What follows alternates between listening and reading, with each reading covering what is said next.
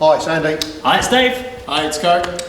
Okay, we're here at Club 85, supporting our wonderful Hertfordshire rock music venue. It's not just rock, I know it does other music as well, but rock and metal. We only care about the rock and the metal, I'm afraid. That's when we come here, yeah. And today we are checking out a band called Diso Fluid. The song is Mercury.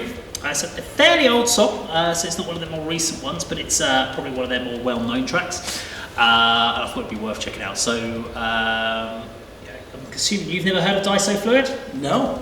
Not something we've never really covered. It's a very different. It's rock. Cool. It's definitely rock. Cool. But it ain't gonna be heavy. So just to let you know, let's count it in. 3, 2, 1, go.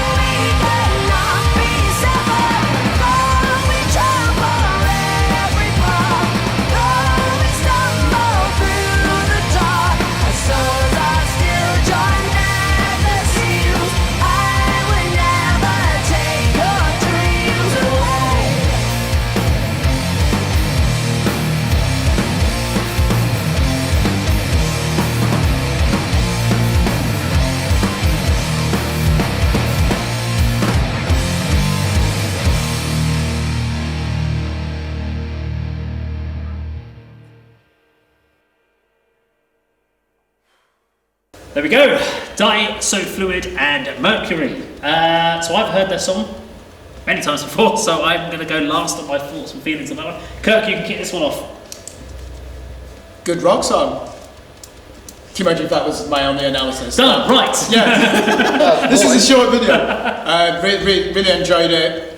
Very strong chorus. I didn't feel like they were writing for rock radio either, you know, where it's they're almost guiding you through the song and saying, take my hand, I'm going to take you to something called the bridge, and then onto the chorus. No, that was, it felt natural, didn't it? The way they did that. Quite a good...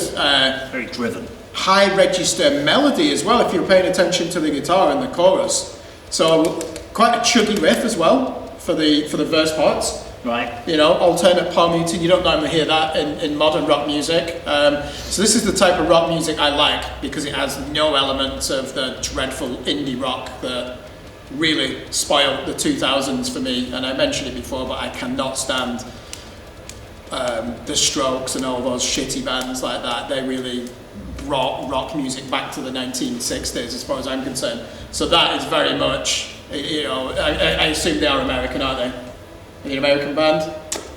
I don't think they're all very American in their appearance, but you know, they look, a couple of the guys were from the UK. Oh, okay. I know the lineup has changed. I mean, they look great. They look like rock stars. They have the poses. I don't think there's anything about that that's vain. Yeah, enjoyable, good energy to it. But when I say good English, are they? Okay. Yep. When I say good energy, actually, I need to retract that. No, good beat to it, upbeat actually in it as well. But there's almost like a latent sense of anxiety just in the background. That's what I like. My music, you know, I want it to be that, especially if it's rock. And good ending. Did you hear some riffing at the end? Great riff at the end, yeah. Yeah, you know, really good heavy distortion on that, wasn't there? So. Yeah, obviously the song's all about the vocalist, isn't it? She stands out. I don't think the other band members are... There were other band members then? The other band members, I don't think they would must even be looking, are they? So yeah, apologies that I've not given my usual in-depth analysis. I just liked the song and I've given you some reasons. It's because you didn't have a chance to actually know about it. Yeah, exactly. It's a band you've never actually reacted to before or read about. Go on, Andy, what do you think? Yeah, it's a really decent hard rock song. We really enjoyed it. The opening riff sounded sort of very familiar. I don't know, that's almost, you know, what am I trying to say? Almost like something they probably maybe didn't intend, but it did sound very familiar, as if, you know, almost borrowed from other songs, but that might be doing a bit disservice. But yeah, she had a great voice, as you say. You know, she features predominantly throughout the song, obviously. Nice, clean, crisp sound. Really, you know, it was really good. The solo was complementary to the song rather than being overindulgent, and which I detest. You know, oh, this is my moment. Look at me. I don't lead guitar and that doesn't work for me. You know, sometimes spoils what can be really good songs. You know, be it hard rock like this or thrash metal or power metal. You know, but that was a really good solo without taking away the progressiveness of the song. As we said in previously, you know, the closing riff was almost the highlight for me. It was just really good way of ending that song. You know, really. And they extended it as well, didn't they? We didn't just get it for 4 bars. Like, we're going to give you some. Yeah, it's good. Yeah, really enjoyed that last riff. But yeah, I could listen to that. Yeah, whether I will. Whether I will, I don't know. I could. Another matter. But if that came on, I think, oh yeah. I don't enjoy So Fluid, yeah. I remember these guys. It was a good song. I may well check them out. But yeah, I really enjoyed that. So obviously I have seen the video before and checked the band out several times. It was interesting going back and listening to it with you guys, because it made me sort of think about the track in the way that it reminded me of going down a train track. It's that constant. It's that over the track over the track, and it's like it's not stopping, because at no point did it really go to a breakdown section or slow. Even when it came out the chorus, it went back to the and it just carried on going, and then the chorus, it just built the level back up again and then just dropped down a bit, then built up again and dropped down again. It never really does what a lot of other songs do, which is they throw in a slow midsection, or they try and slow it down, or they double up the tempo or anything. They just kept that tempo from start all the way to the end, and all they did was they just changed the layering. So they brought in another instrumentation level, or they put in a different vocal line or something like that, just to kind of change how you felt about the song. So I really liked that. You know, I'm going to have to pick about the video, because we have to pull apart the technical. It's a bugbear. So the only bugbear I had about the video for me is I liked everything apart from the amp being in there, because you could see that she had an amp, but where was his? There was a drum kit, guitars, bass, and there's just some random stack. They ran out of money. Which, if you're going to do it, Using the you video. make sure you have another stack on the other side, Yeah. or you have monitors. I don't think we normally pick apart videos if they don't have a microphone. But I think in this case, because she was moving around the sound stage and stuff, it wouldn't have made sense for her to have a mic. So I think we It's can a give little her that. dark as well. I mean, we had the sort of the lights illuminating from the background. It was a little dark, and you mentioned the what can you see in the light, sort of floating It's around in bits the air. floating around, We so- wondered if it was snow falling or. Yeah, and was there a texture? Was there a reason for that texture in the video? Because again, if you're going to just throw in snowy flakes falling down, you're like, well, why? What was the? Yeah, it probably what was didn't the match. element of It probably didn't match the muscle of the main rhythm either, No. did it? Because to me, one of the best songs we've reacted to in this genre is the Birthday Massacre song in the dark, which I Yeah. listen to now quite Great often. track. That is an incredible song in the chorus. You could almost slot this in between Love Bites by Hailstorm and the Birthday Massacre, that Yeah. song in the dark, and that's probably where when you actually make that comparison, the chorus probably does come a bit short, actually, doesn't it? Both of those songs are just fantastic choruses, straight away.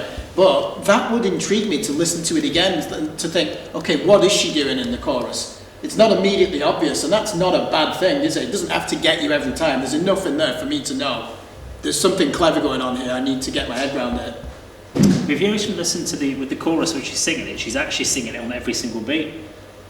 Da da da da da da da da. It's just a very clever way of keeping, rather than trying to hold notes between bars or Yeah. between beats, she's actually Which is on each difficult side. to do, isn't So it's it? actually very interesting. So there we go, that was Daiso Fluid and Mercury. If you like the video, please do subscribe, click the bell icon, like and share, click the bell icon to stay notified, and we'll see you on another video sometime very soon. Take care.